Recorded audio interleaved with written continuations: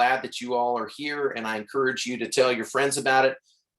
As usual with our classes here, we want this to be interactive. So if you have any tips, suggestions, best practices, or things that you've experienced in the field you'd like to add, we'd love to hear it. And does anyone have any things in particular that you want to make sure that we address or cover today in our class?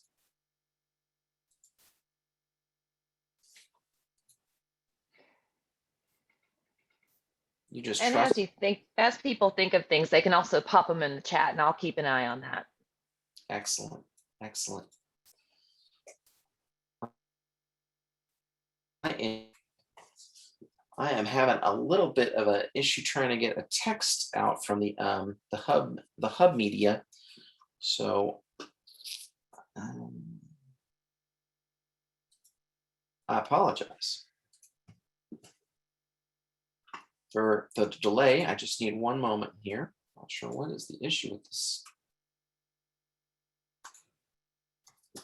with this software, but we'll start here in just one moment.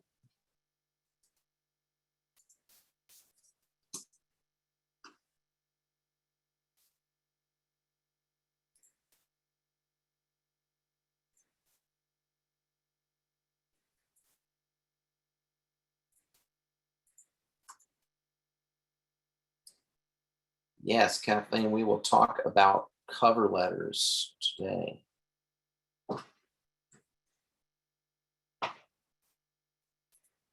Before we officially get started, I would love to hear on that topic, because it is the beginning of the offer presentation, if you will.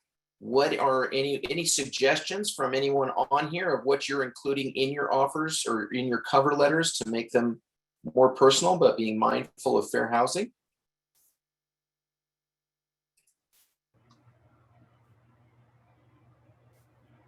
I would say the big thing for me has been making sure that and this might, be kind of a no duh, but just making sure that you establish really great rapport with the listing agent, I think is essential. So, in other words, I think making sure that you not only phone call them and let them know that you're going to be submitting an offer, but making a phone call to introduce yourself, make sure that they understand that you have experience, that you actually know what you're doing, in a polite and tactful way that's not tacky.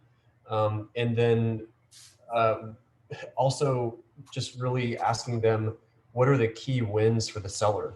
What is it that's most important to the seller? And help them understand that you believe in a win-win scenario. And that you want to be able to help, accommodate what's most important to the seller. And I think that goes a long way. And I think within that conversation, also making sure that you try to kind of tell your seller's story in a way that doesn't violate fair housing, but getting a feel for whether your seller's personal story, or your buyer's personal story rather, could mean anything at all to the seller. And so I don't know if Teddy has more to say around that to make sure that you're not violating fair housing, but I think that could help skirt concerns about passing on a physical letter to the seller that would be pretty, implicating and violating any sort of fair housing concern. Absolutely. Thank you, Tim. Others' thoughts on cover letters? What to include, what to not?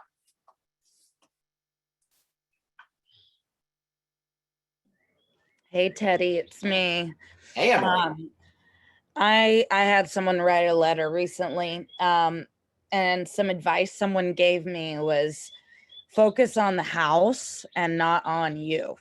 And I really liked that strategy, and I think that's helpful. And a friend of mine, Trish James, I don't know if she's on here, Trish had an amazing idea for one, and they wrote the letter from the perspective of the buyer's dog, on how excited the dog was to live there, and that offer got 1 for, I think that was Love it. Sarah Thomas's buyer, but yeah, the dog won the show. Yeah, love it. I think the pets and heartstrings.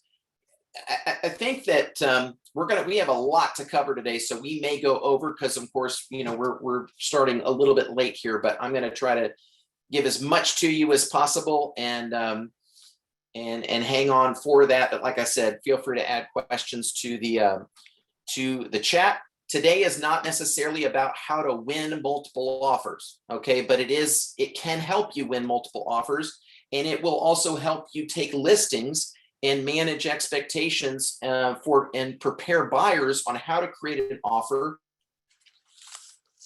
that I think is a lot more professional than a lot of the stuff that I'm seeing come through the pipe when I'm representing listings, and a lot of things I'm digging through in writing offers recently, as we are doing things a lot differently. So what I first would say an offer, and I'm going to do some screen sharing here. We're going to go through the purchase and sale agreement and kind of point out some places of some places that we find are pitfalls and ways to improve. But I'm actually going to start with sharing with you my offer instructions. Okay, and so one of the first things that I do, and actually before I get you all distracted on that toy, is when you're writing an offer representing a buyer, I suggest you, whether you represent the seller or the buyer, is create an offer instruction sheet. Now, you've likely seen that agents are creating these.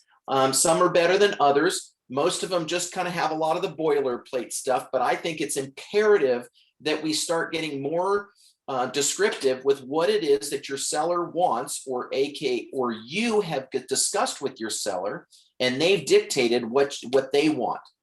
So the first thing is you need to have a conversation, in my opinion, about how you're going to handle the offers. All right. So I'm always thinking the first thing you have to decide or understand is, who do I work for? If I work for a buyer, I'm going to structure things differently. I'm going to offer things differently than if I work for a seller. Okay.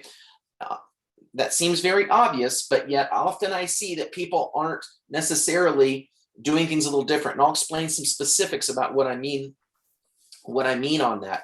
But create an offer instructions and then modify it based on what listing that you have. Okay. So I just recently was covering a listing for Ann Nilsson on Davidson Drive.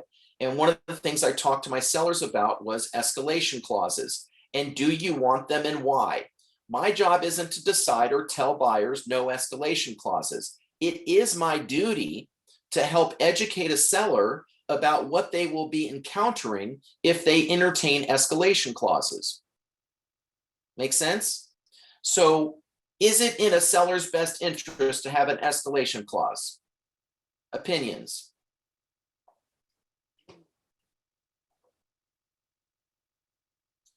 You're correct. I don't think they are either. And so feel free to come off video. We want to see your shining faces if you're so willing and daring, even whether you've done your hair or not.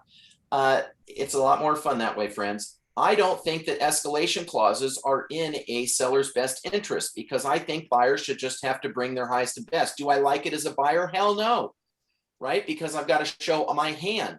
But I believe that buyers are showing their hand anyway when they show their max or their cap.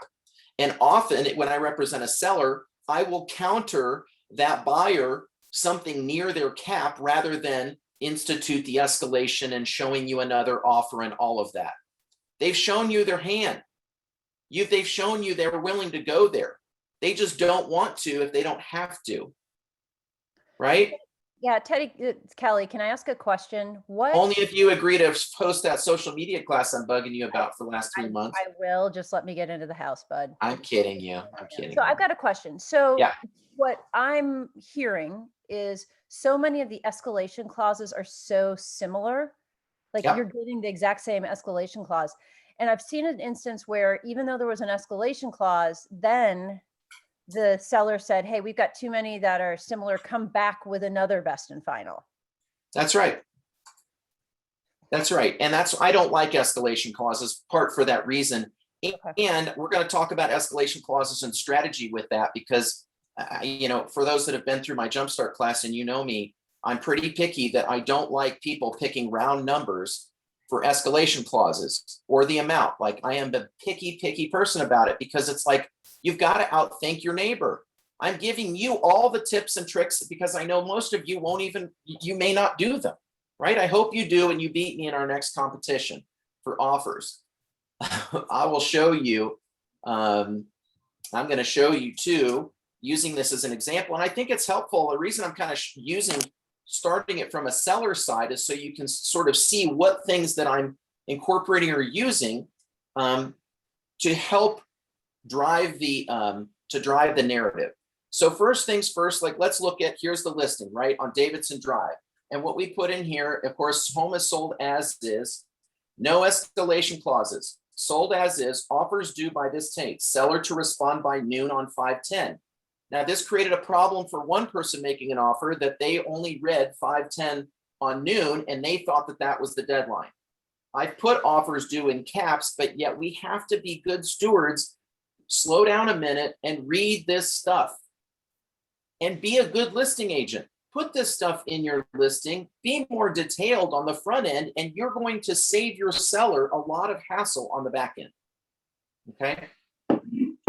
So seller reserves right to review and accept offers prior to Sunday. Must follow instructions in media before submitting offer. Seller title, Rudy title, pre-qual must, and proof of funds if no appraisal. Well, this is terrible English, but it's because I'm limited on characters in MLS.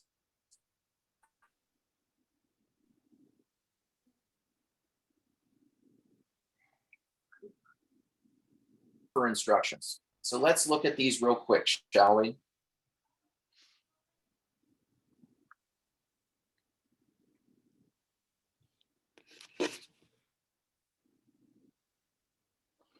It is different than what is in the what is to be listed as the seller name. So get that right. That'll save you a counter offer, because the blanks are not your friend. So make sure you understand what name the seller wants or needs to be written as in that blank.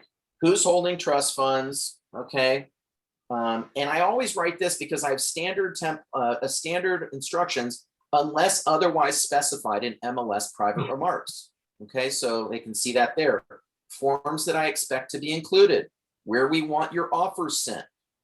And then here's where we get into the weeds. Okay, now escalation clauses. If MLS private remarks, no escalation clauses, kindly disregard. If using this strategy, use the village escalation exhibit included in the MLS documents.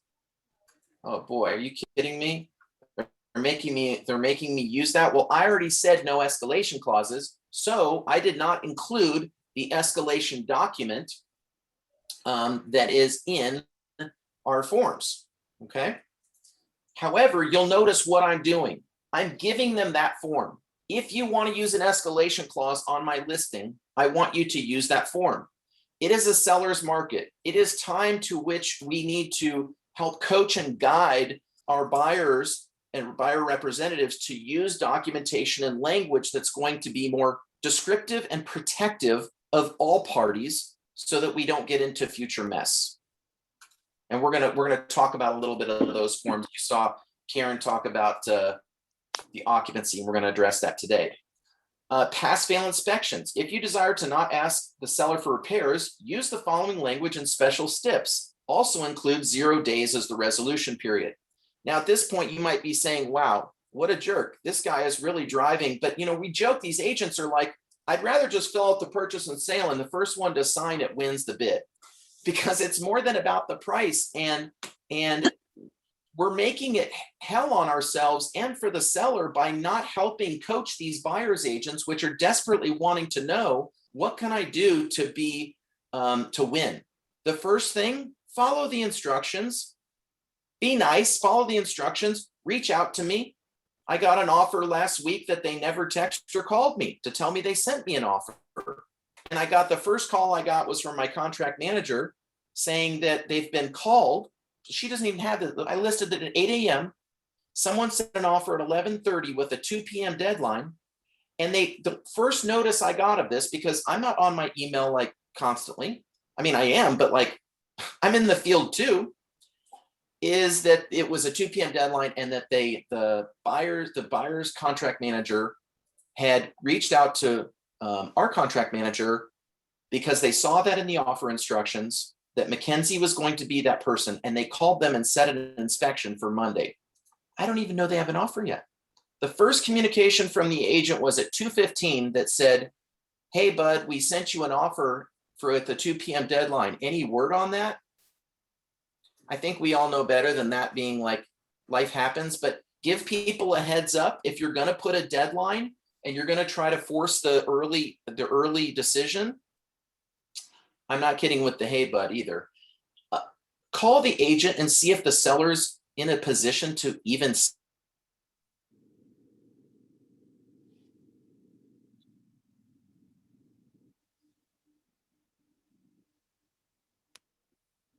we see it. Everybody's slammed and sloppy, and like we got to tighten a few things up. And that's why I'm going to this detail on my instructions, so that we can eliminate a lot of the questions and the counter offers and the decisions. Okay. All right. So let's come back here. We're going to come back to escalation clauses in that form. Pass fail. And I'm going to reference some of these things when we go back in. I'm going to show you the documents. Pass fail inspection. As I said, if you desire to not ask them, it's giving you instructions. Literally copy and paste this. This is the language we've been shared with at Village, which some could say that it seems like a lot. Maybe it is, but you know what? It makes it really, really clear. And I think where we're getting ourselves in the ditch is we're turning ourselves into attorneys, and we're crafting language that leaves a lot of room for shortfall. So I encourage you to give them the language right here, and they can copy and paste it. Now you're going to have some advantages we're going to show you as a Village agent of putting these things into your clauses, and you can auto drop these things into your offer very easily. You won't have to go through all this. But I'm going to suggest you're going to use these same things when representing a buyer, but you'll see what I'm doing here is when I'm representing a listing, I'm giving it to them. Questions? Yes, Yes, D. Davis. on the pass-fail clause. Yeah. Yes. You seem to be saying nothing about what day this inspection has to happen by. If it's pass-fail, if there's a possibility it's going to fail the inspection, don't you want to tell them how long, like when you'll have the inspection? So if, the entire roof is falling in or whatever, and you don't want the house anymore, don't you want to tell them within X amount of time? Like Yes, so you'll notice here my language only tells them put 0 days as the resolution period, because there is no resolution. Oh, sorry. It's okay. Did you say how long it would be that you would have the inspection? I think it's a good idea. And again, it could be a little, again, trying to level the playing field. I haven't taken that step here, D, but I don't think it's a bad idea to say inspection to be no longer than 7 days. Yeah, so that's. And don't, you might even add in here, do not use the word, don't add business days to your offer. Oh, yeah. Okay, so, Yeah. we see these things, right? And it makes things messy. Whose business? Amazon's business day? It's just sloppy. And I get the intent. Nobody intends for it to be, for it to become sloppy, but it does. It gets messy. And it's like, our job is to help protect the 1% problems, not for the handshake deals where it all goes smoothly and everybody just gets along. Yes, Yolanda, thanks for raising your hand. Go ahead. You're caller number 1. Oh, yay. Hey, Ted. So back to that and Dee's point, did you not mention it there? Because as my lovely broker used to say, there's no need to restate what was already in there. So you have the 7 days or the 10 days for the inspection. And I understand the 0 days.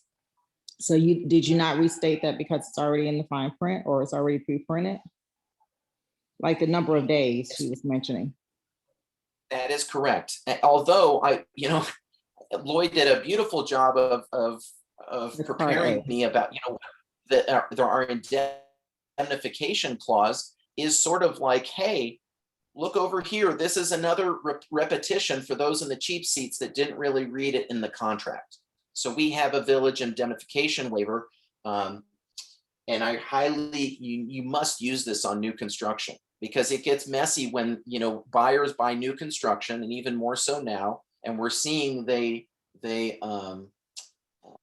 buyers, when if something goes wrong, they're looking at anybody that's possibly involved. And what if the village, you know, village was a part of it, or had knowledge, or they represented the seller, the builder, investor. So yes, there's a lot of times I don't like things repeated if they don't need to be. But there's certain situations where I have. So yes. Okay, last question. I mean, then my next question is, you and Karen said that you don't like business days, but I think I like it when especially when it comes to the inspector.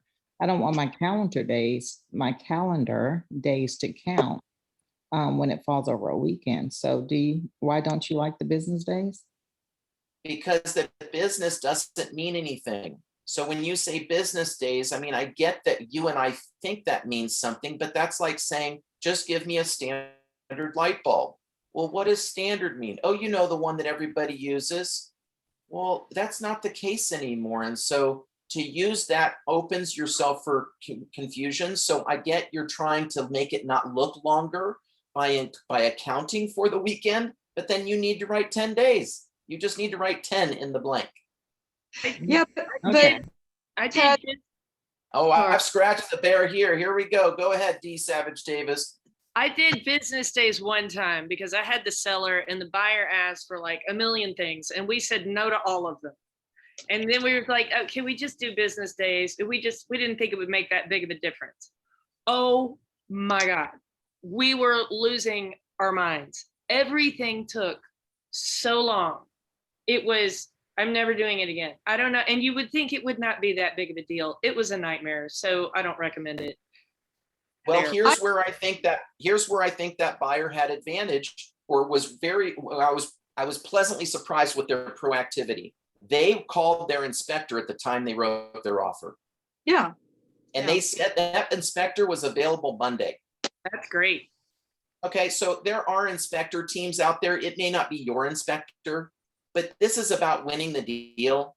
There's inspectors that can get it done within 4 to 5 days. Not even a problem. But you got to get on the stick. And so if you need more time, you might need a new inspector or someone that has or more backup inspectors. I wouldn't let that stand in your way, and I definitely wouldn't bring business days into the equation. There's a real reason. I'm not critical of you that do, but I think you're opening yourself up for problem. And I think you should try to work your way into the days and the how we count them and the way that it's written. I disagree, Ted. Okay. It's Andrea here. I don't know. Yes, I see you. I disagree because as in repping the buyer, sometimes psychologically when a seller sees 10 days, they're just like, whoa. And then you say 5 days, you know, counted as calendar days. It kind of just is a little bit easier to swallow. And, you know, some newer agents who are repping sellers don't always understand that inspectors invariably don't work weekends. So you have to, I've found it's worked in my favor. So I understand that. I can see that. I'm not saying that it hasn't, or psychologically that sellers don't. What I'm asking is that as listing agents, that we be good stewards to help prepare our sellers, that because somebody writes 5 business days and somebody writes 7 or 10 days, let's not get into the weeds on that. They can be essentially the same thing here. And you'll see most of the brokers will agree. I appreciate your acknowledgement there, Lee. And you know, I'm the son of Bobby, but I've seen it, because when I really think about it, what is a business day, friends? What does that really mean? I mean, I think we all agree what that means, but that could be changing. And I just think legally, I'd be interested in what I think Loya's even given commentary on this, that it just doesn't, it's not specified in terminology. And essentially you'd have to get into that. Today's class is really about best practice, right? How do we polish this? I get psychologically that might be an angle, but I think that it's creating some challenge. So I'm not disagreeing with you. I appreciate the commentary and I want to continue here. Rebecca, you have your hand up. Nothing. Carry on. Thanks. All good. Okay. And I'm sorry we're moving so fast here today, but here's what I promise you. I'm available for questions. I'll do a follow-up class to this. And I'm going to share everything that you have here available for you to personalize and carry forth. It is going to be in the agent toolkit, and it is under the class title Crafting Killer Offers with our notes there. All right. So where are we back here? Let me take us back. Okay. So we talked about pass-fail inspections and what we are, again, this is what I'm telling the buyers I want them to do. But if I'm representing a buyer, I'm going to write my pass-fail stipulation language this way also, okay? Appraisal shortfall, oh boy. All right, so a lot of people on appraisal shortfalls are saying, let's go to our offer here, shall we? That they are going to, I'm getting offers. I got an offer for close to $100,000 over the list price, and it says no appraisal. They click no appraisal, okay? But it's contingent on a loan. This begs some questions. And I get a pre-approval letter that says we're going to be, the loan amount will be at the amount of, we'll say 530. The list price is 575. The offer prices, we'll say it was 670. Okay, those aren't the real numbers, but let's just say. Well, now I'm interpreting, you know, if I got all these offers Sunday night, Mother's Day at 5 p.m., which that was my own doing, right? I knew I had planned in advance for my schedule. Don't say Sunday night if you're not prepared to work that, or you prepare your seller, hey, I'm going to send these to you Monday morning. You know, I prepared the buyers when we're going to get back to them. All right, so what I did is clarify with them. I said, the first thing I did was when I got that is I called them and I said, I want proof of funds covering the difference between the list price and the contract price or the offer price, in addition to your down payment. Because, and I really believe, and I think this is our chance, and again, I'm not trying to be a jerk on the seller side, but these buyers are promising these things and we haven't seen some not perform, or I personally haven't, but life happens. And, you know, somebody that puts up this money and promises this and puts this closing in escrow in the balance and we lose it, it is not often easy to go secure another offer. The momentum, the excitement, the list, it's hard to get back a grand opening. And so it is crucial that we structure this at the front end for the success and to make sure that the offer is legitimate. I don't believe the buyers or the buyer's agent aren't intending to prove their strength. I just think that we don't do it to the way that we could or should. And really, I think people should have to put the money in escrow. You should have to put your down payment and your money to cover the appraisal gap in escrow. And if it's not needed, then you can get it back. But at least it's sort of, I know it's in its envelope, if you will. It's allocated for the metaphorical electric bill, for the home purchase, rather than life happening and something else taking my funds. Okay? But you'll see that in that document, it says appraisal shortfall. If your offer exceeds listing price, we suggest, I'm not making them, providing proof of funds and offering to cover appraisal shortfall in cash at closing. Please use the following language if you desire to use this stipulation. In the case of appraisal shortfall, buyer shall pay in cash up to blank above appraised value, not to exceed the purchase price. For the sake of clarification, if property appraised for less than that, buyer agrees to bring X to closing to satisfy appraisal contingency. Okay. You can get into the weeds of reading all this and maybe wordsmithing it the way you like it better. But I think it's important that we show this, because just because the buyers say that they can cover it, I think it's an extra layer of good agency and good representation to share that with your seller. Any comments, questions on appraisal shortfalls? What's Yeah. the best way to show proof of that? Great question. I'm interested in others' opinions. I've seen things somebody just sent me that day because it was Sunday. And again, if you're working with buyers, prepare them for proof of funds before the weekend. So it hacks them get letters from their banker and or their investment statements so that they're not hustling around for that. And now they're stressed out already. You know they're going to need proof of funds of some sort, or I believe that they should, in order to make a better offer, which is what our class is about today. So, but they just sent me literally, they didn't scratch out their account number or any of that. They just sent me literally a screenshot of their Bank of America statement. Did I love to get that? No. But I mean, at least blank those things out. But nonetheless, I mean, that's how they chose to send it. I like to see things with money. I like really seeing letters that say we can attest or certify this person has this much money or to cover those funds. But at least if you do, hopefully it's something that's signed by someone, but we're all in a digital world. Anybody can open up a Word document and put Bancorp South's logo in the corner. Now, I'm not saying this is happening often, but our job is to protect against the 1% when it could, right? Or at least that's my belief. I'm not as upset as I sound. It sounds like a crazy rant, but it's because we have so much to cover. I apologize. Any other thoughts or sharing on what's the best way to provide proof of funds or statements, or questions on the appraisal shortfall?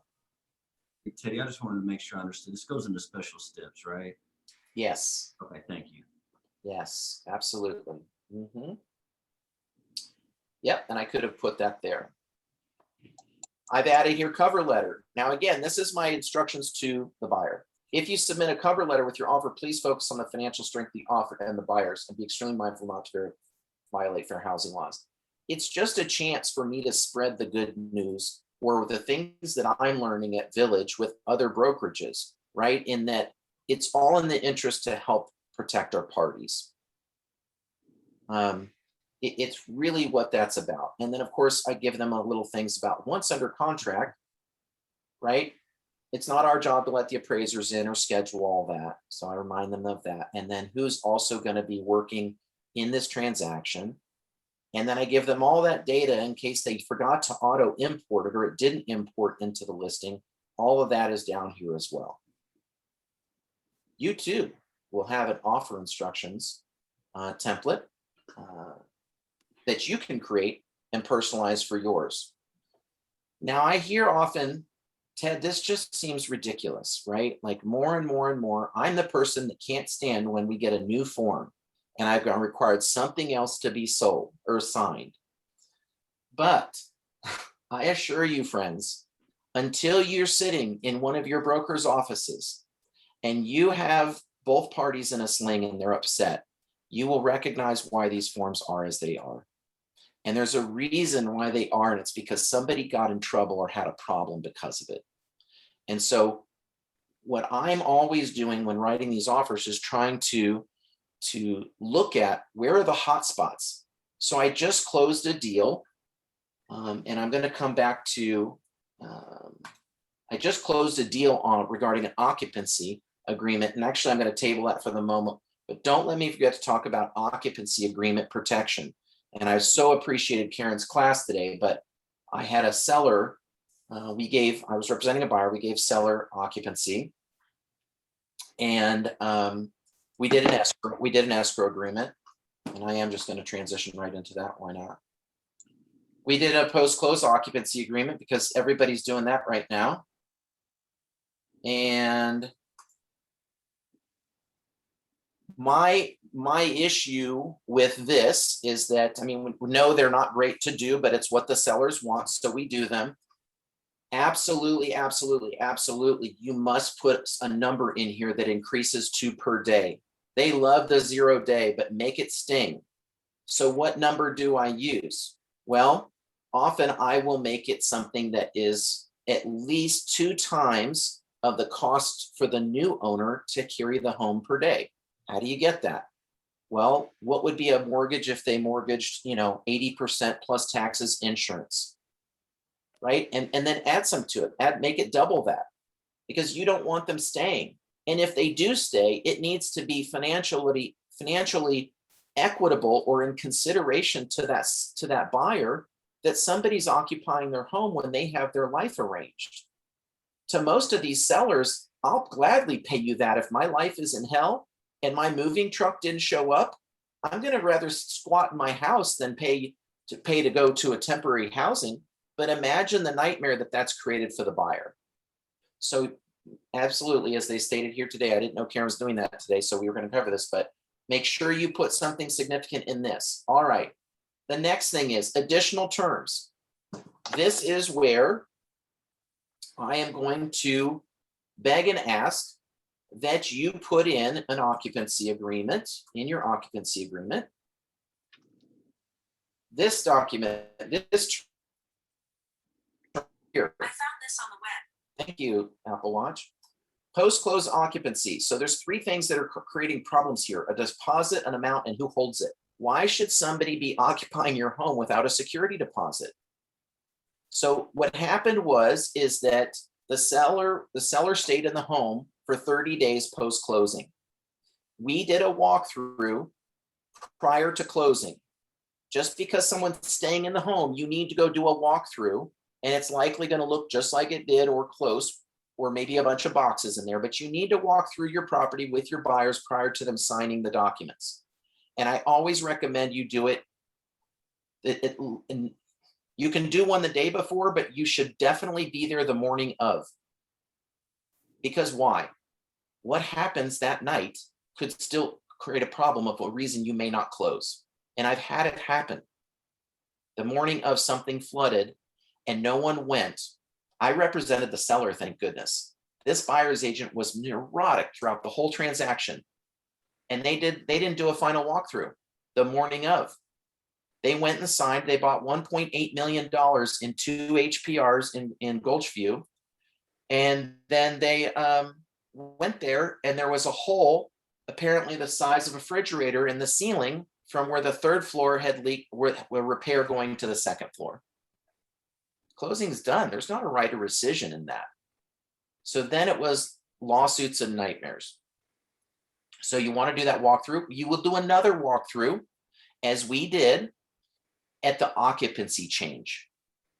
That's when the house is really vacant, and when we are thereby releasing our security deposit. I'm hoping that a security deposit becomes a standard part of the occupancy agreement. There is not one. I don't want anybody staying in something I own without consideration.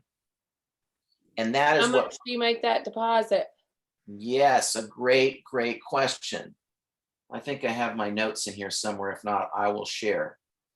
On the house that we just did, it was 1.5 million. I made it 15,000. I think, yeah, that sounds stout until we walk in the house and somebody's drug a piano across the hardwood floor that we're going to require a total refinish. And it's really not that much. Now, to a seller, it stings, but in this market, you might think they won't go for it. This one did, and we were in a multiple offers because I said, hey, can we just do 1% of the purchase price? Doesn't sound too bad at 1%, does it? Till they're talking commissions. But a 1% security deposit, it's like 1 month's rent. It's not necessarily equivalent to the month because it's the whole property, and they are required to take care of that property, and they often don't. Once they close, and these sellers are in such a position where they're like, we walked up, the yard wasn't mowed, the beds were full of weeds, and that may sound nitpicky, but this is a big house. I mean, that was going to be a grand job to have somebody come and go do everything that needed to be left to disrepair. There's a faucet leaking and all that. So I suggest having, get back to here, having a security deposit. So Loy's gone to the extent we've got this language now. I'm not sure I understand. Oh, really, Siri? This is getting too much.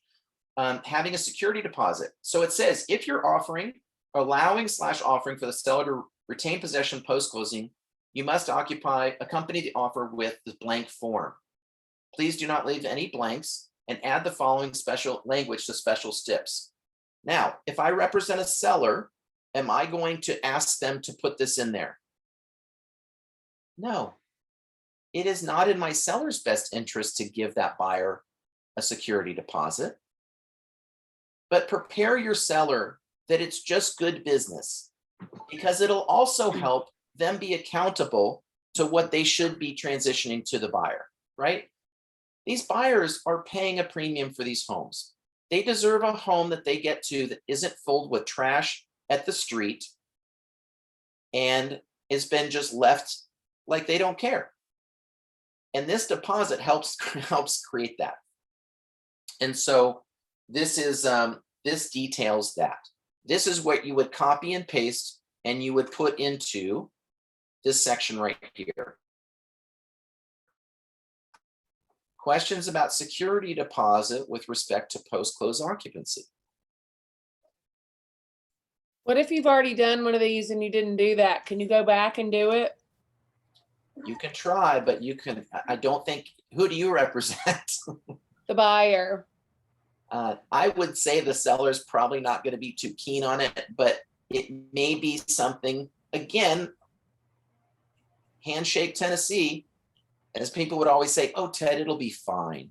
And, Karen and all brokers, and I just passed my broker exam, thank you, cringe, because it's like, most of the time it will be fine. And then there's the times it's not. And like everything, it's all fine till it's not. And then you want to make sure somebody has a policy or procedure for when it's not.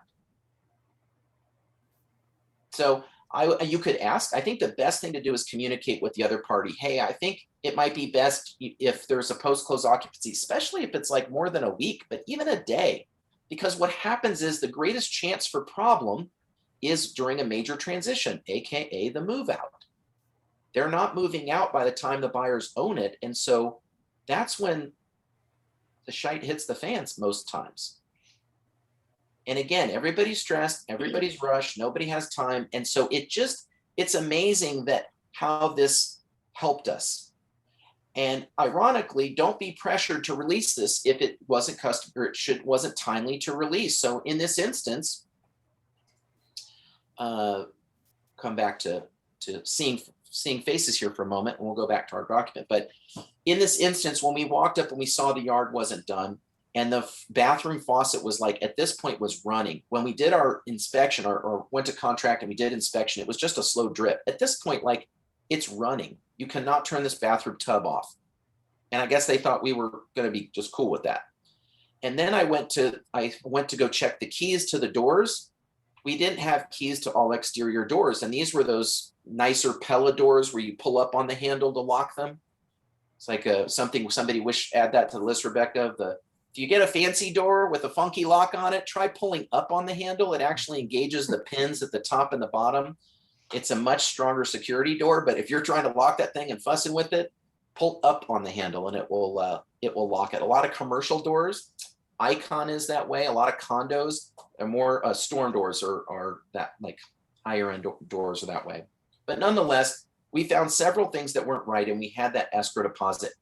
And the listing agent said, well, we've ordered the locksmith and we've done this. Could you go ahead and release the funds? It's like, okay, well, I said, I get the spirit and the intent is there that you're going to do the things, but why don't we just hold to the terms of it and we'll release it when they're done? And it's hard because it's like everybody's wanting everybody to trust each other. And you know what? That works most of the time until people are stressed, crazy, and life happens. And then people get distracted and things don't happen.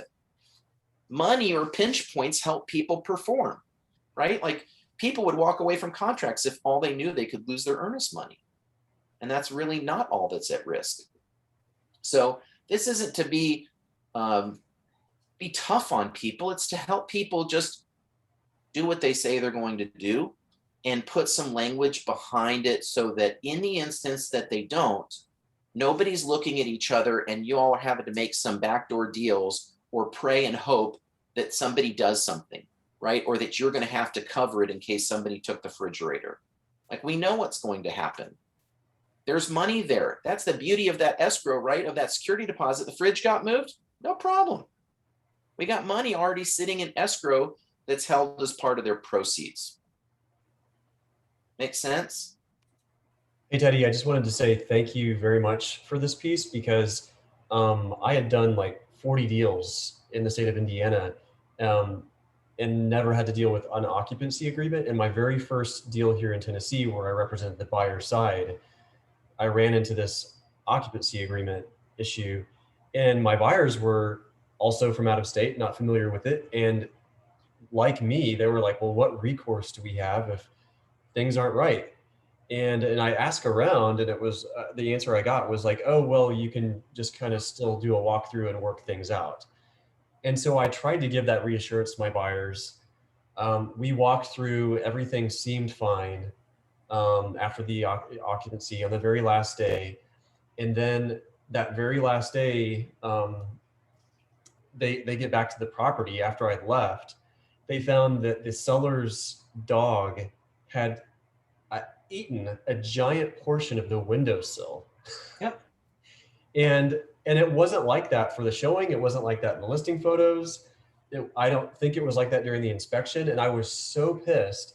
And I went back to the listing agent, and she like Venmo'd me $100. Yeah. And I gave that to Good my luck clients. with that. Yeah, I gave that to my clients.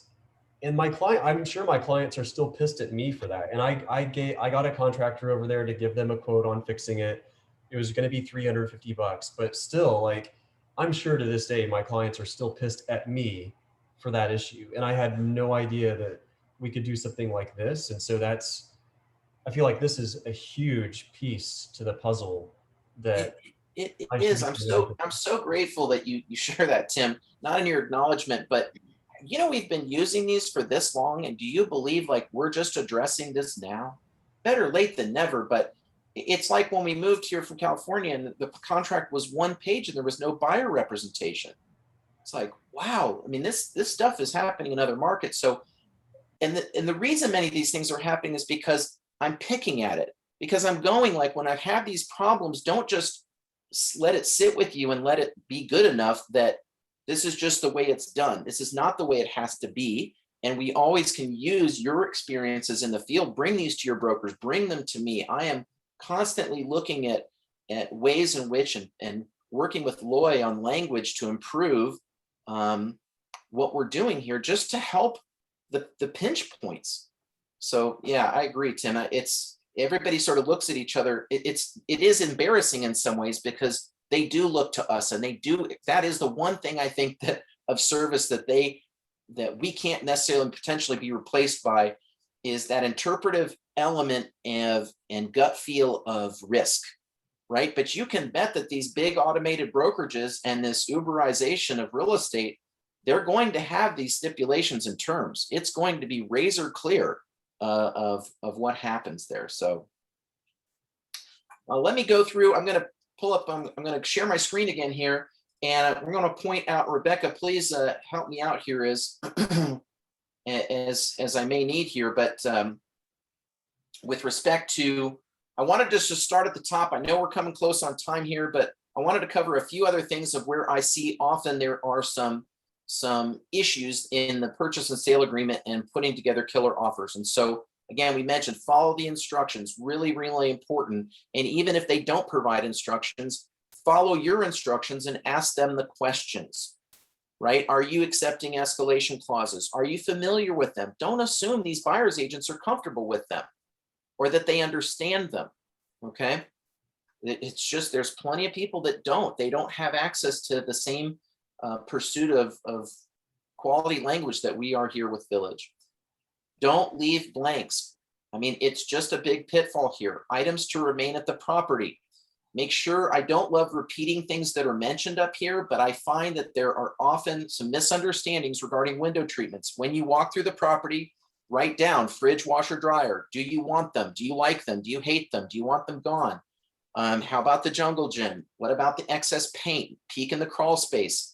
Personal property, things that need to be remained. Don't just be sloppy here in assuming anything, okay? I often see that people forget to leave the fridge or washer dryer. So make that part of your standardized communications, reminding the seller, if you represent the buyer, 2 weeks prior to close or a week prior to close, you remind the listing agent, per the contract, please remind the sellers that these things are to remain so that they're not accidentally packed up, especially mirrors, right? You all remember this about mirrors, right? Bathroom mirrors it's understood that they will be staying, any mounted mirrors, but there still seems to be confusion. If there's any possible reason there could be, make sure it's stipulated there, okay? Let's see here.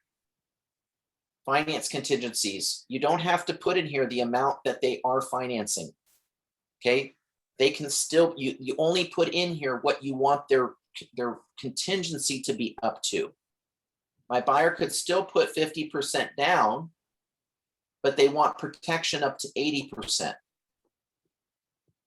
So they would put 80% of the purchase price here. Okay? You have choices there. It doesn't necessarily have to be what they're doing or what they need. All right. We talked about bank statements and letters, and it tells you how many days. It's not calendar. I mean, it is calendar days, not business days. Weekends, not to calculate days. We'll go over that. Talked about appraisal contingencies. Make sure if you are contingent on appraisal, you can still be contingent on appraisal and add the special steps language I talked about. Because you can show them where you're covering the gap. Remember? Okay, so it's saying there, I'm going to cover the gap up to blank. So it might be 50,000 or whatever it is you choose. Okay. Title expenses, a lot of times the buyer is paying right now. I would make sure you stipulate that in your cover letter, that in case that gets missed, most listing agents are of course recognizing that, and they're putting that distinction together amongst the spreadsheet, but make sure of that. Make sure you're including the contact information for the closing agency. If you leave it blank, it's one more thing that we need to go clean up in a counteroffer and may just create more problems. Where do they have that? It's in my offer instructions. It's right at the top. Unless otherwise specified MLS, this is who's holding the trust funds and the title company.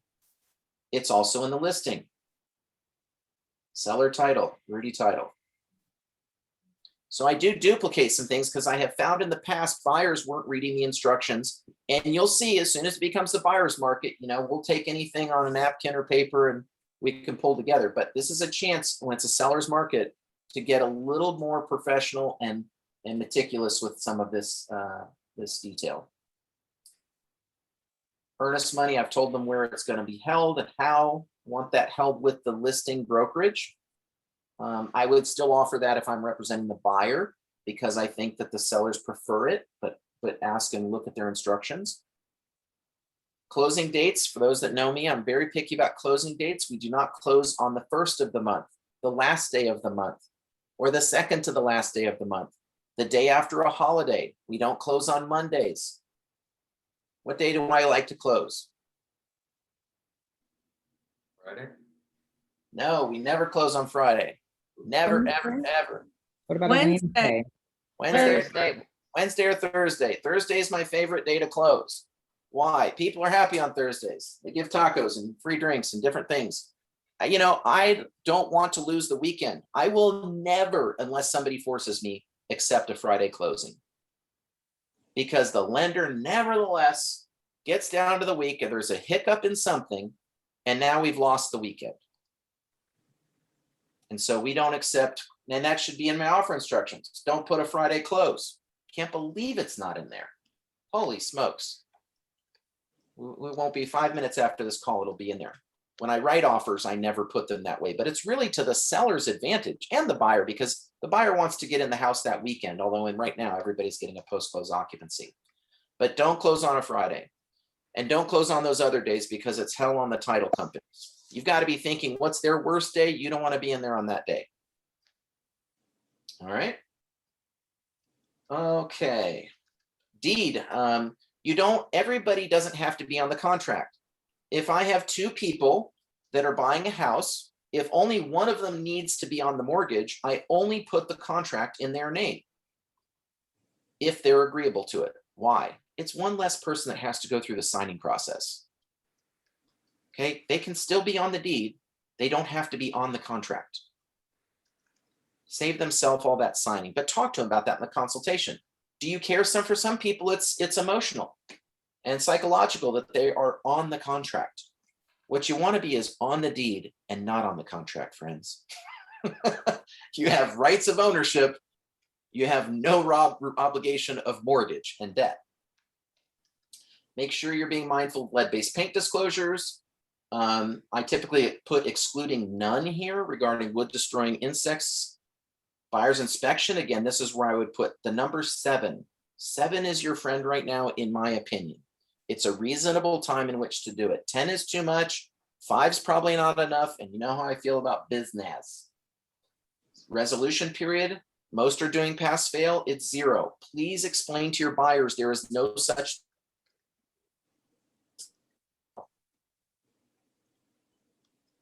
Seller's asking, did it fail? There's no pass fail. Explain to them that's just language, like Kleenex and tissue. It's really not, just understand there is no pass fail. There's no law on what that is or means. So clarify that with them. Final inspection. This is within the days of prior to closing. So this is obligating you that you will do their inspection or your final inspection on closing date, on the day of closing or within.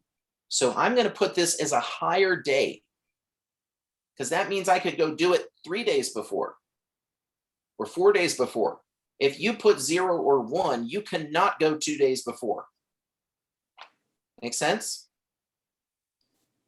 And as I often am reminded by brokers, when I ever have a question, the first thing they will ask me, and they should, is, did you read it? What does it say? We are guilty often, realtors can be, of not really reading it for understanding and interpretation. We think we know what it means or what we believe it means, but we haven't really read it again closely, and it answers a lot of those questions. Know what this paragraph says. If you haven't read this in a while, read disclaimer, understand how to describe it. I have a boilerplate language or script that I've done it so many times that I share, and I know what these things say. I means we means I, we're going to act in good faith, brokerages. I just have like this kind of language that I use.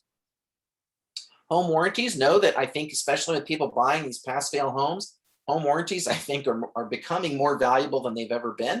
And I would encourage, though, obviously you're not going to want to put in there often that a seller would pay for that, because you're trying to win the bid and anything would diminish the strength of your offer. But you could simply put in there your warranty, and you could put ordered by your company. All right, the buyer can purchase the home warranty. After they've given this much, I think it's worth having a little extra protection. Yep. Understand what all these means. This is a binding agreement. It's an entirety, not pieces or parts that can be made to be a different offer or contract. I means we means I. Here's how we calculate performance deadlines. And I'll just say to them, just know that my job is to keep this on track. And it is your job. So you need to understand how those work, and that we're all going to cooperate. And if we don't, then we're going to go to arbitration. How we deliver notices, risk of loss, additional seller obligations.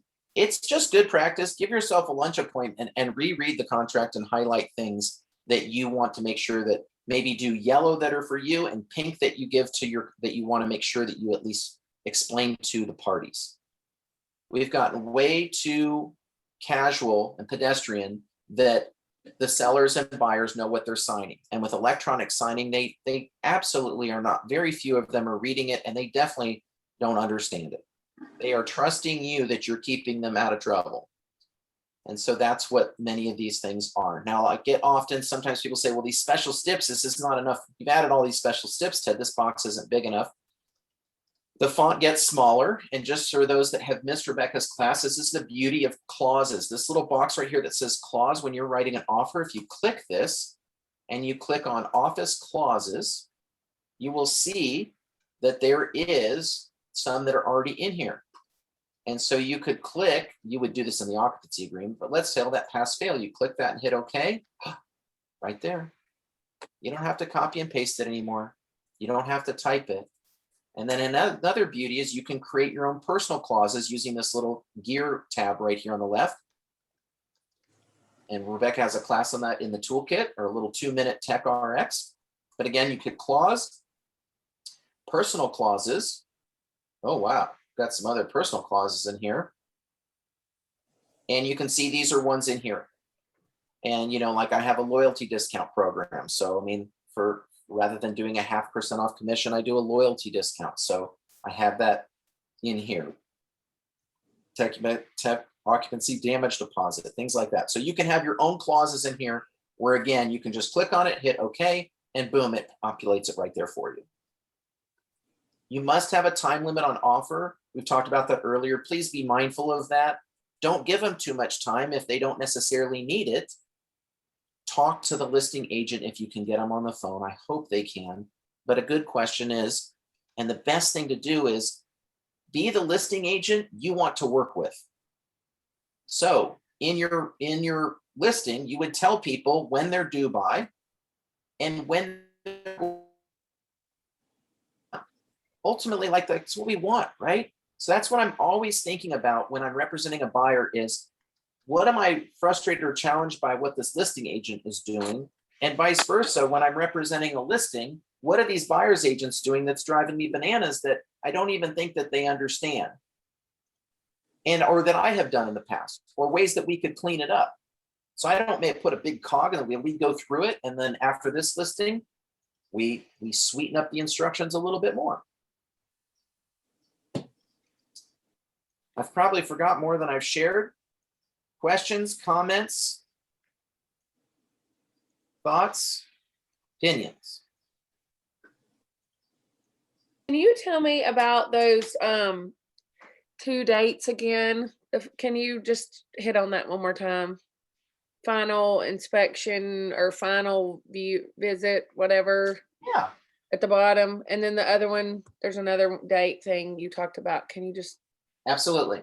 I'm so glad you asked. So, Oh, and then I had a question about the home inspection thing again, the home protection thing. okay, cool. Final inspection here on line 321. You would want this to probably be more like 3 days. It doesn't mean you have to do your final inspection 3 days prior to close, but it gives me that right and choice. Because what if your buyers were traveling or something of that nature? So if you put 3, you could still go 1 day before? That's correct. But you said if you put 1 day before, you can't go 1 day before? If you put 1, you can't go 2 days before. Oh, we can't go 2. Okay. So put 3 to give you a couple days instead of just a single. I think so, but my goal is always this. What am I trying to accomplish at the final inspection? I'm trying to see the house in the most vacant way possible, like the way that the buyers are really obtaining or accepting this property. Well, often, you know, the paint's still wet and the movers are still moving sometimes the day before. That's why these occupancy agreements are letting these sellers this cushion, whereby when people, you know, back in the day, people would sell and buy and move all in the same day.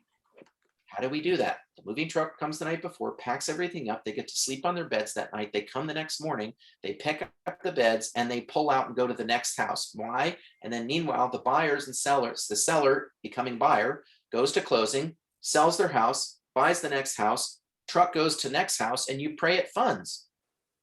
And that's why I schedule closings for buyers. If you're representing a seller, you want that buyer to close prior to 10 to 11 o'clock. Why 10, 11 o'clock? It gives my sellers a chance to pack up their sheets and beds that morning if they're moving that day. It gives the buyer, the lender, the chance to make sure the funds are there and that it's ready, the package is ready. But if they close in the afternoon, definitely anything past 1 o'clock, if that buyer signs, and we gotta be careful when we use the word close. If the buyer doesn't sign prior to 1 o'clock on the day of closing, there is a high chance you are not going to close, or what is really determines a closing, which is funding. There's no money. And that seller then is in this place of good faith, like, well, do we let them in the house? They're moving trucks out front and we're screwed. Like, it's just messy. That's part of our profession, is to help manage and steward that process as to when people close. It's not just like whenever you're available. No. If you're buying and you need to fund that day, And most sellers are getting more picky that we are not giving keys until the money is in the account. Then you need to be signing prior to 1 o'clock. Yep, great question.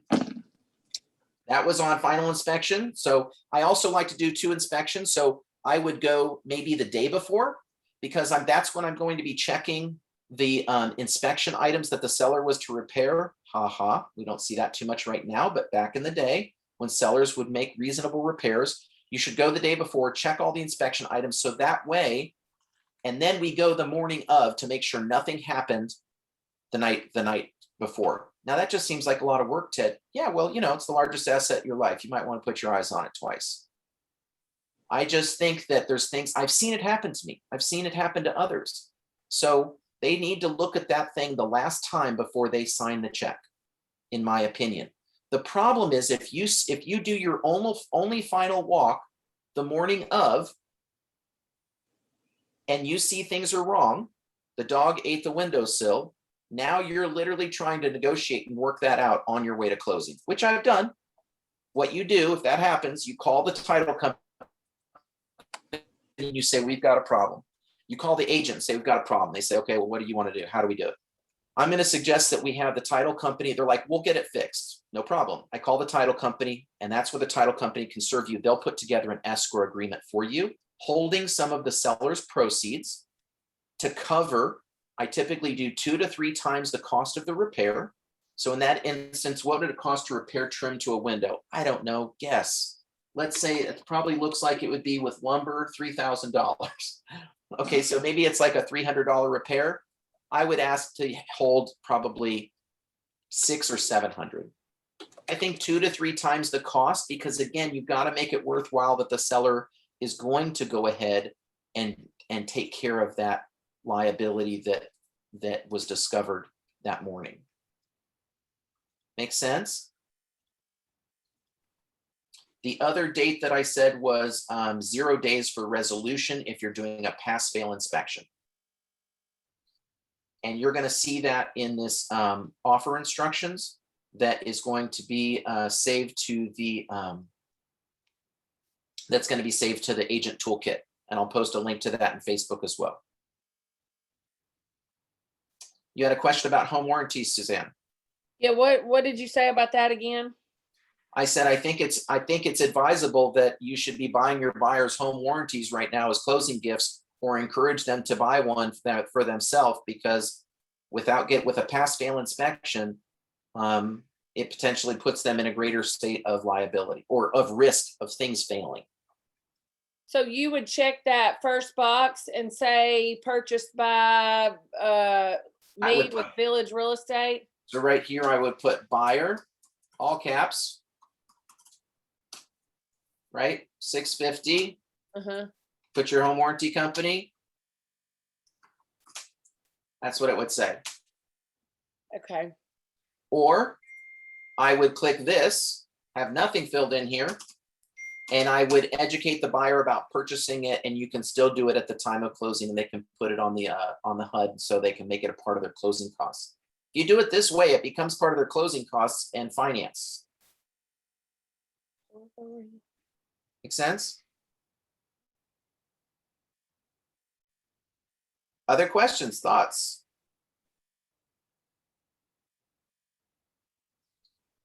How do you do it at closing? You said it was a HUD? Yeah, it'll go on the closing statement if you put it here and you put it in the contract. But what if it's not in the contract? If it's not on the contract, the buyer can still purchase it, and you can add it. You could add it to the closing statement. You would send it to your title company, and they can add it on there. Or the buyer can purchase it direct from the warranty company. Okay. Yeah. Yeah. Good question. All right.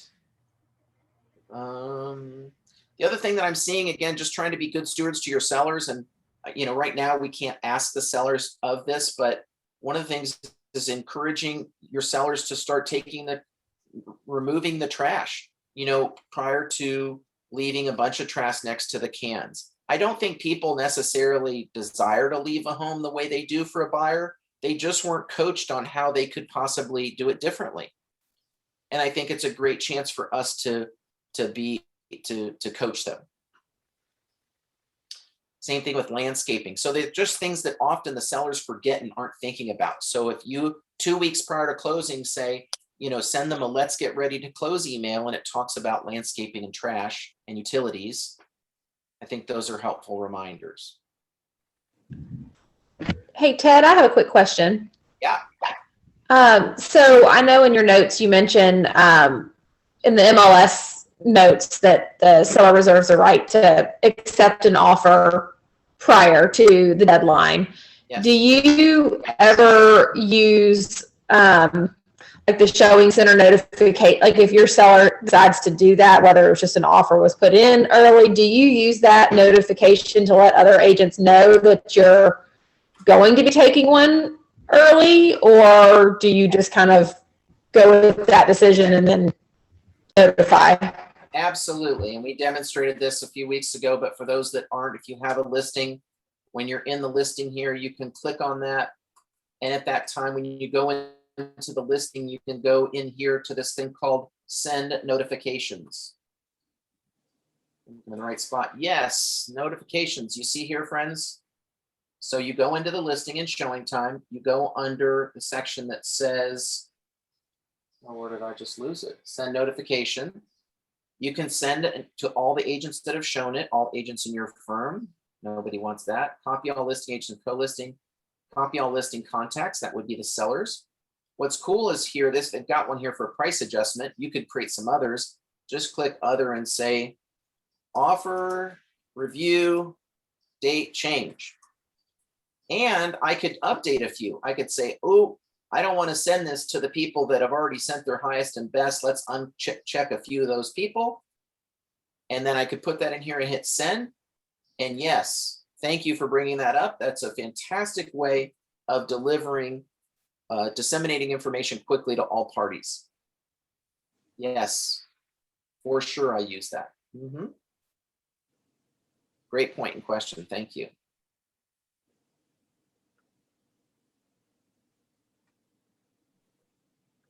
One thing on that point, Teddy, we put in the chat box, I did and Lee did as well.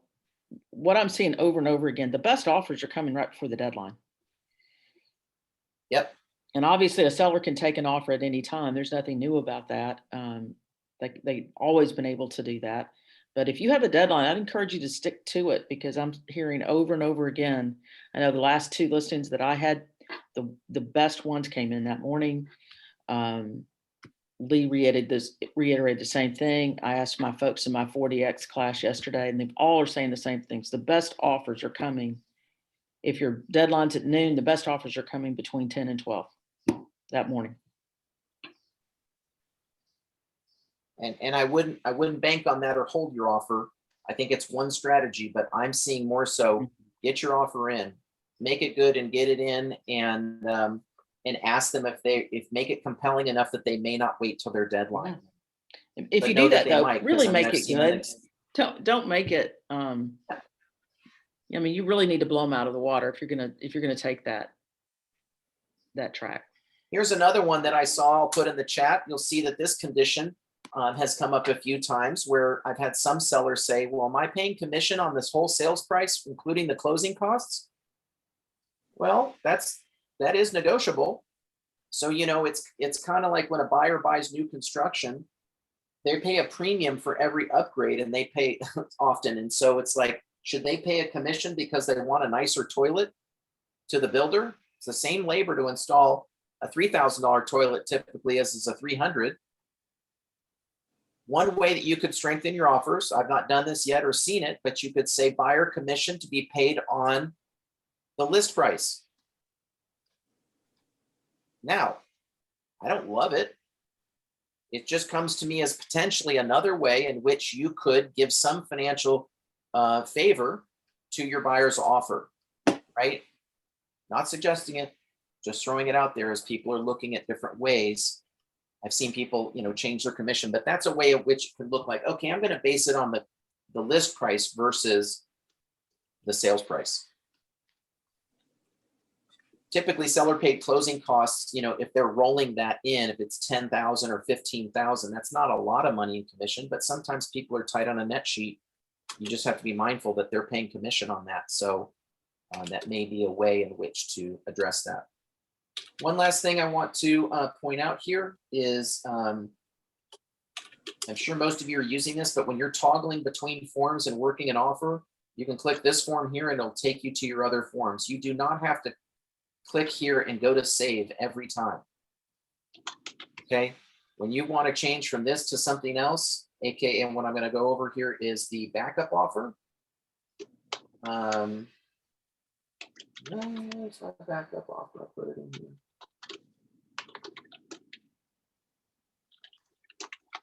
There he is. It saves that and takes me to the next form. I would be encouraging you to ask about being a backup position. We are seeing things fall through, so use this form. There is a form for it. Again, read it. It covers all the bases and what to do. If you're unclear, you can talk to your broker about it.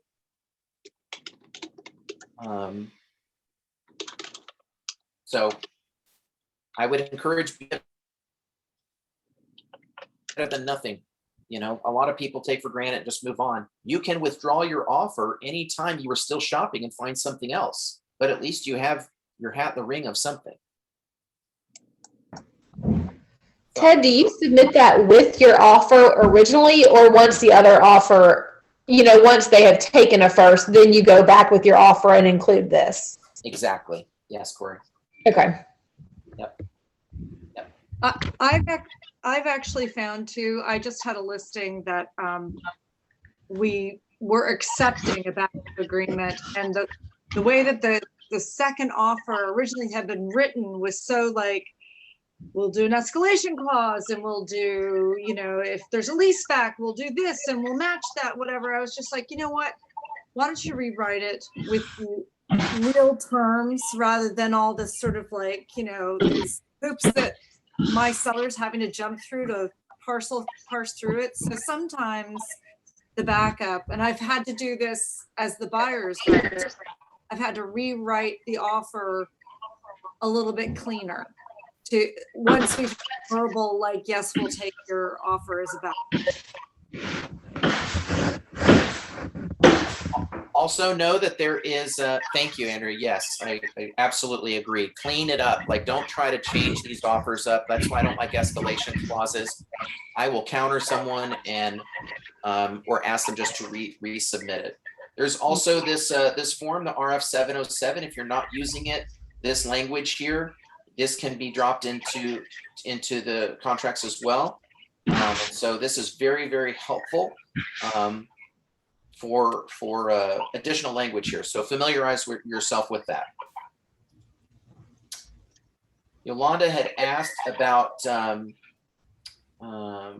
she had asked about showing how to drop in those clauses again. So I'm going to do that one more time for you. If you have any other questions, please put them in the chat or raise your hand and we'll address that. Again, any fillable blank here is where you can add a clause. It's this square with the pencil here. You click that. You would click under your clauses. You can see system clauses. These are the clauses. Rebecca, is this true? These are the clauses that are in the RF 707, correct?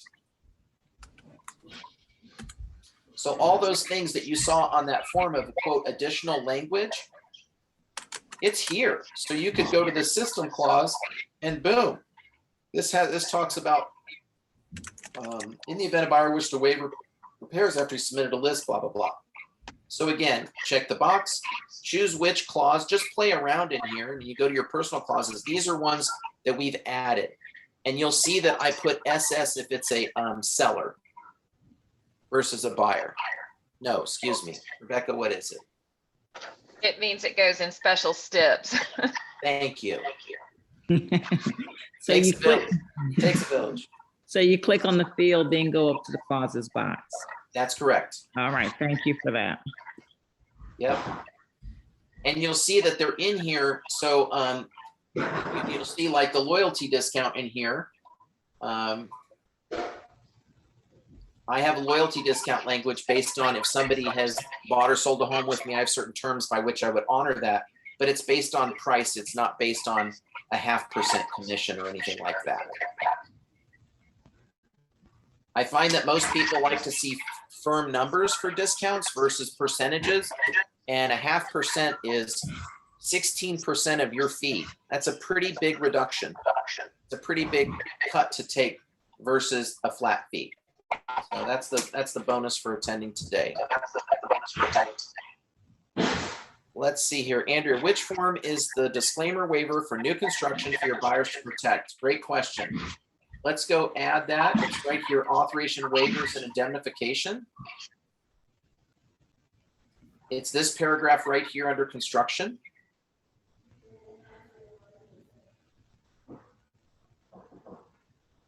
This paragraph was due to lawsuits whereby buyers sued and named Village as a liable party, that maybe that they had knowledge of the quality or type of construction that was being sold.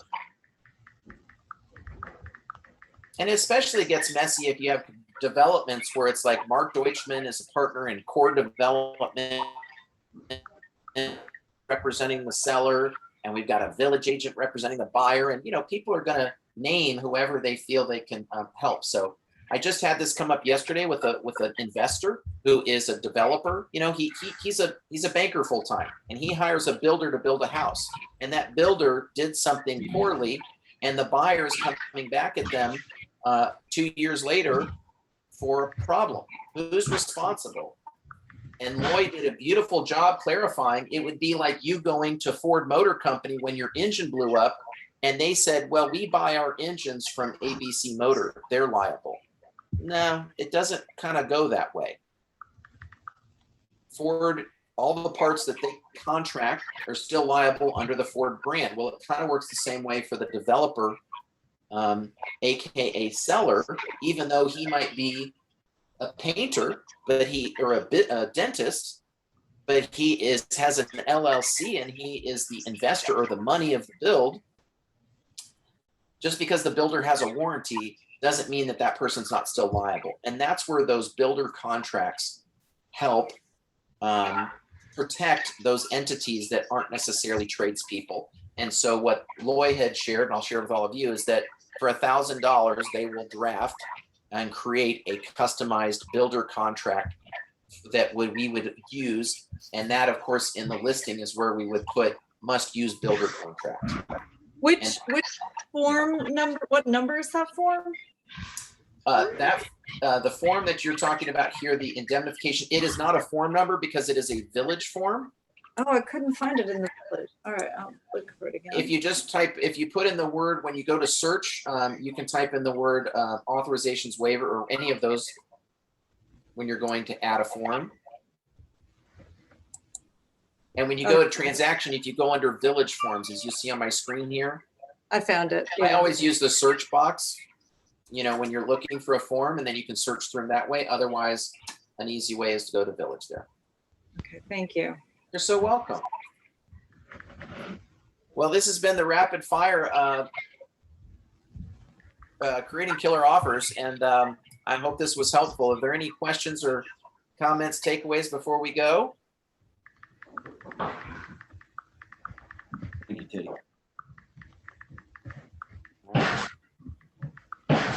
Oh, well, it takes some getting used to. None of this is easy or fun per se, but I promise you it will help protect you and your clients. And the best thing you can do is be in communication with the other party and help advise them, look, I'm not trying to make this more difficult. I'm actually trying to make it easier in case it does get difficult. And that's essentially where I think when the speed happens, we tend to try to cut the corners. So I appreciate you all so much.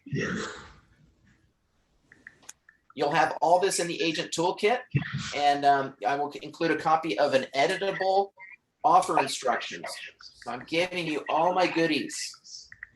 Thanks, Ted. Personalize it. You're so welcome. And like I said, if I'm not asking for escalation clauses, then don't include that part. So I have two different versions. I'll make different versions of my offer instructions that has the language that I'm instructing them to use. And never save over the one, save an additional one, like offer instructions, no escalation. You know, So make did you different. escalation sent to you with the Davidson Road? Anyway, did anybody? I did not. I had someone ask and they were bummed that they couldn't. I said, you can. I mean, the seller said they prefer them not. Why did the seller say that?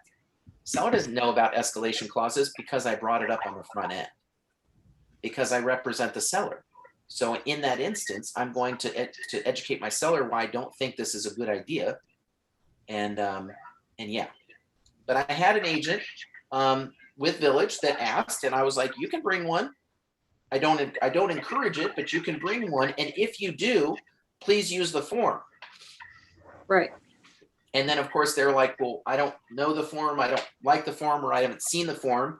And then that's a chance to me to be like, if I was accepting escalation clauses, as you saw in my offer instructions, it said there specifically, use the form that I would have had in MLS. Just because it says Village at the top doesn't mean that another brokerage can't fill those blanks in and use it. It'd be interesting to know what percentage of, I mean, it's hard to know, but what percentage of sales are won by escalation clauses. I've managed to do it and been successful for buyers. So I always do that. But I think that the smart sellers are saying no escalation. right. I mean, there's no question that I'm witnessing it firsthand that the no escalation is the way to go. More and more. Yeah. Yeah, I mean, they can. Unfortunately, it's a seller's market. I don't like it when I represent my buyers. I mean, it's very difficult out there. But it's a seller's market and they get to make the rules a little bit. So the best we can do is go along with it. And the language that I try to share with these buyers is just pick a number you can live with losing. That's what you have to do. It's not about the comps. It's not about what it's worth. It's literally check your gut and go, we can sleep knowing we lost it at this price. Right. I think that's a great, because I always say, look, you can only offer what you can offer. Right. Like, so just do the best you can. And well, the challenge is that sometimes the best, it's like when I say to a buyer, how much do you want me to search? And they'll say, we'll go up to 500.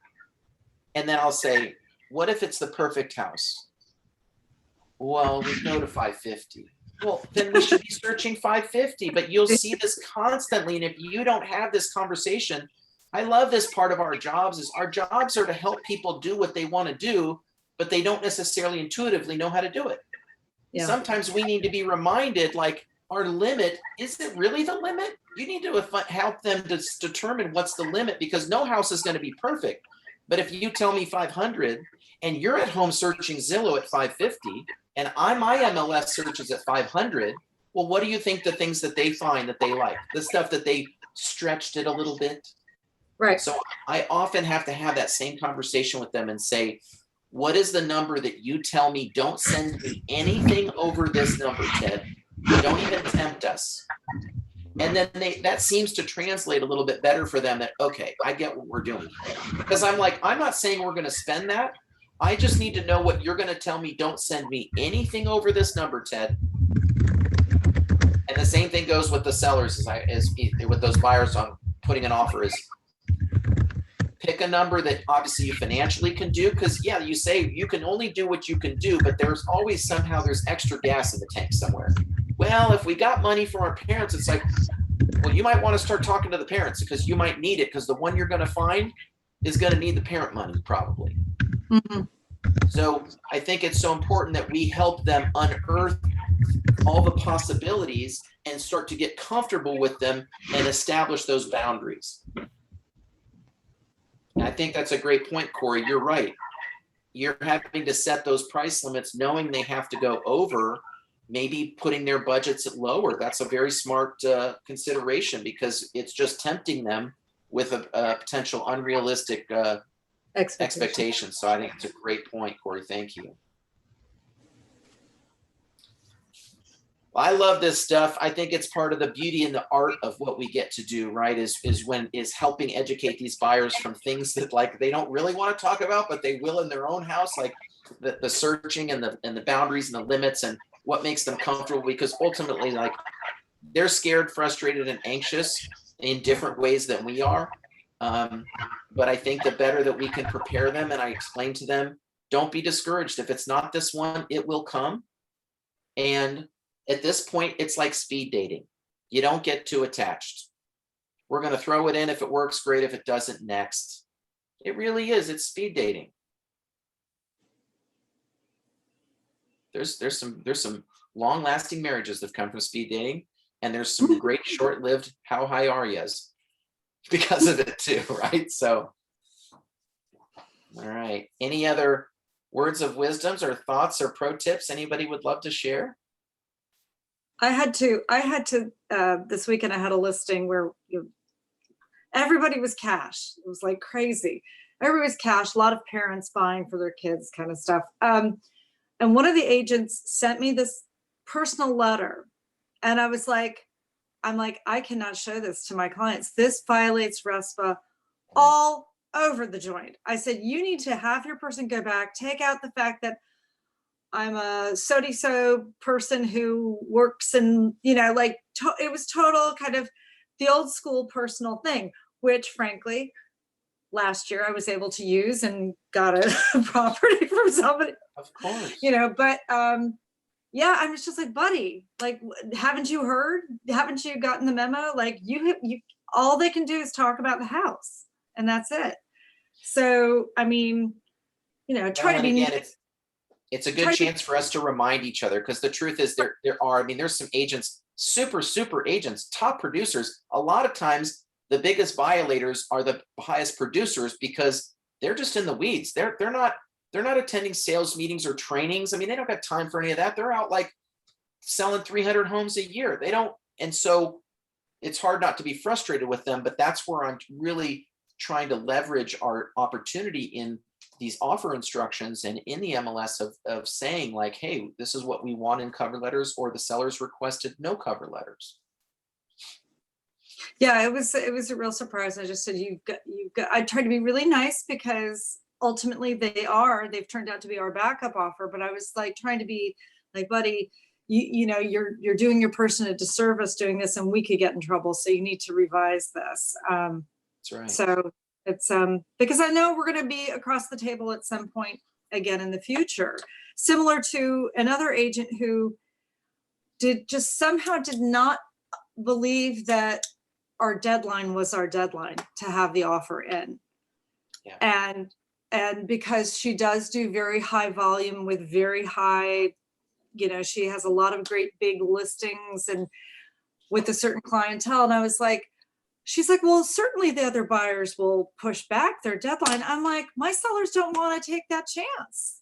They don't want to take the chance. And I'm like, I'm sorry. I know your folks want this house, but you should have had the offer pre-written then. I mean, I didn't say that to her. I just was like, the seller gets to choose the buyer. And in this choice, they believe in the deadline. And to them, it's important. Now, what more could I say? Well, and it's where I'll encourage everybody, get a buddy. I mean, Rebecca is my buddy and my real estate buddy. And she went to Chicago on a short trip to check out all the museums. And I covered a showing for her, and she covers things for me. And, it is impossible to satisfy the needs of these buyers alone. It just is. And so get a buddy or two and just say, let's how can we help each other? Even just from covering, like writing that offer when you can't, which is very difficult.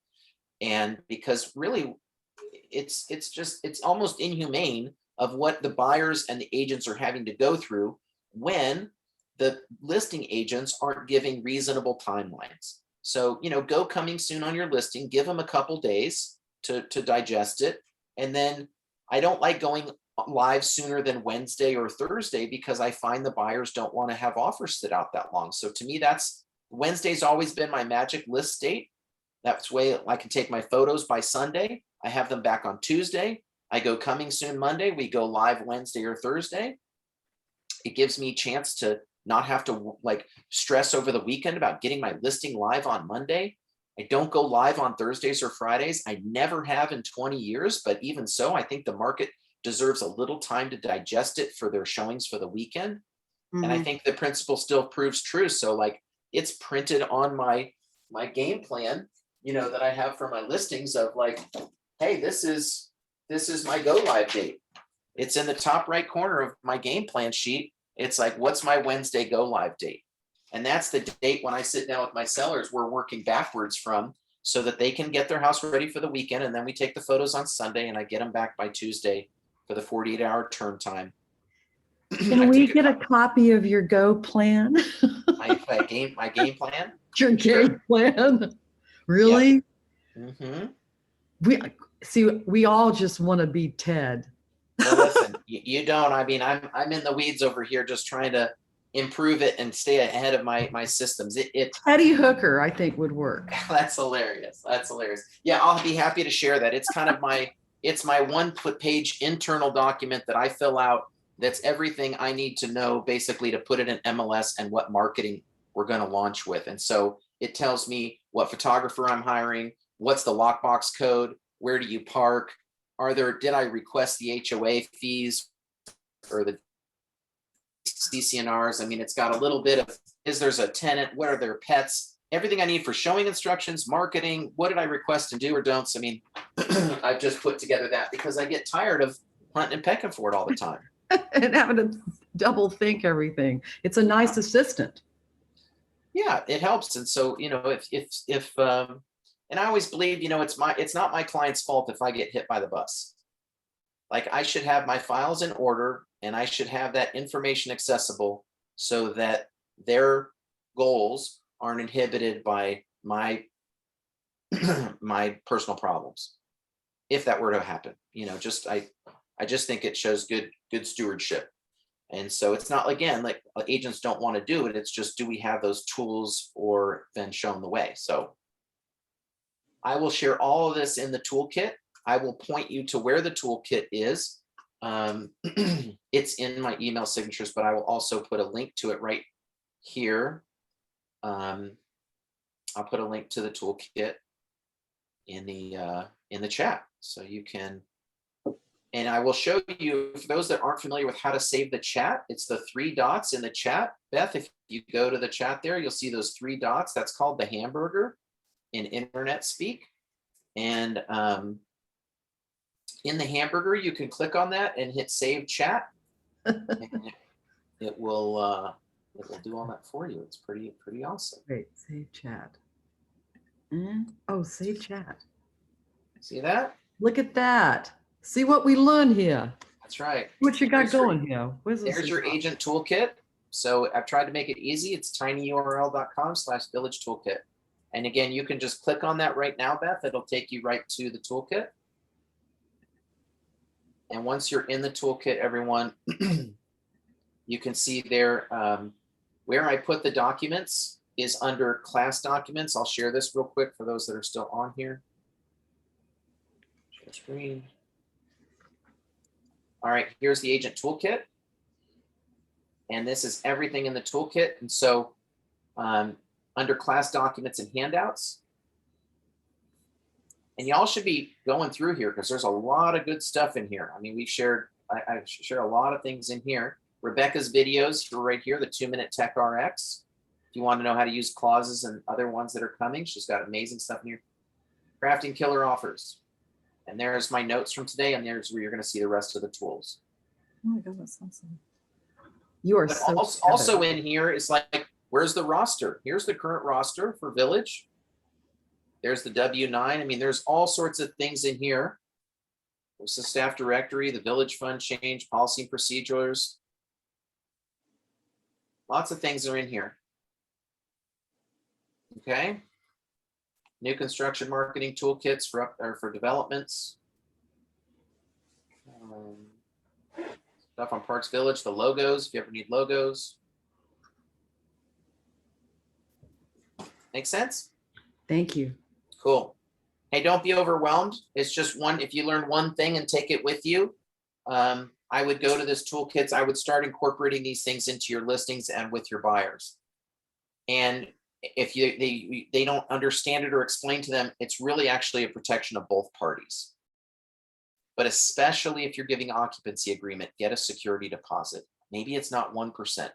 Make it, I mean, if it's a $300,000 house, okay, you may not get $3,000, get $1,000, get something.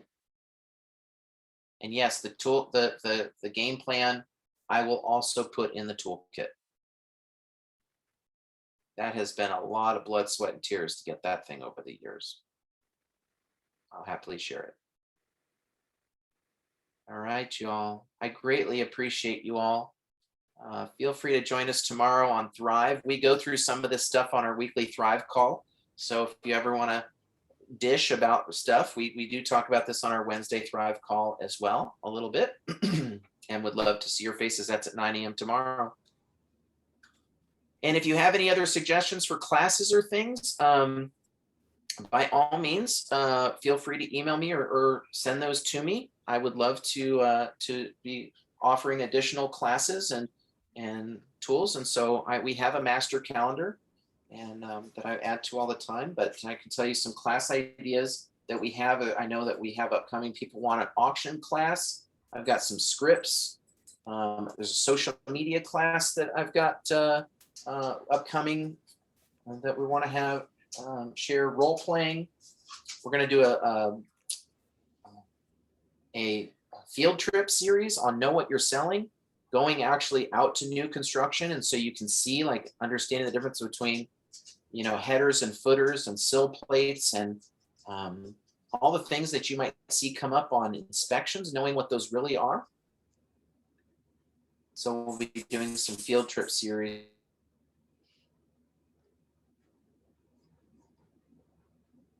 Appreciate.